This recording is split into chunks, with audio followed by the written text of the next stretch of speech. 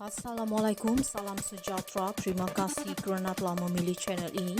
Jangan lupa tekan butang like, komen, subscribe dan share untuk Kes Batu Putih lemah, kita tiada peluru untuk menang, Tun M. Putrajaya, Tun Dr. Mahathir Mohamad menafikan membuat keputusan sendiri dalam kes membabitkan Batu Putih sehingga Malaysia kehilangan lokasi itu, sebaliknya ia diputuskan oleh Kabinet pada 2018. Bekas Perdana Menteri itu berkata pihaknya hanya memberikan pandangan untuk tidak meneruskan kerana pakar dan peguam berpendapat ia adalah suatu kes yang lemah untuk Malaysia. Saya tidak membuat keputusan secara bersendirian, sebaliknya hanya memberikan pendapat bahawa Malaysia tidak patut meneruskan kerana ia adalah kes yang lemah dan kita tidak mempunyai peluru untuk menang. Walaupun sebagai Perdana Menteri saya ada kuasa, tetapi saya memilih untuk tidak membuat keputusan, sebaliknya ia diputuskan Kabinet dan kita perlu menghantar keputusan kepada Mahkamah Keadilan Antarabangsa ICJ pada 8 Jun 2018.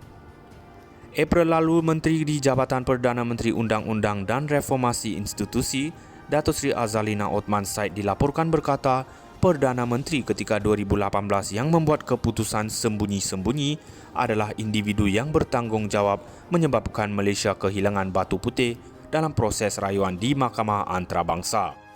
Datuk Seri Ismail Sabri Yaakob pada 2022 yang ketika itu menjawat jawatan Perdana Menteri mengakui kemungkinan terdapat kecuaian dan kekilafan Dr. Mahathir sehingga Malaysia terlepas peluang untuk memfailkan permohonan semakan terhadap keputusan penghakiman ICJ pada 2008. Pada 2008 ICJ memutuskan Batu Putih adalah milik Singapura. Pada masa sama, Dr. Mahathir berkata pihaknya menyifatkan tuduhan dibuat Azalina adalah karut kerana Kabinet ketika itu termasuk Datuk Seri Wan Azizah Wan Ismail yang ketika itu Timbalan Perdana Menteri serta beberapa menteri yang masih berkhidmat kini tidak menentang idea terbabit.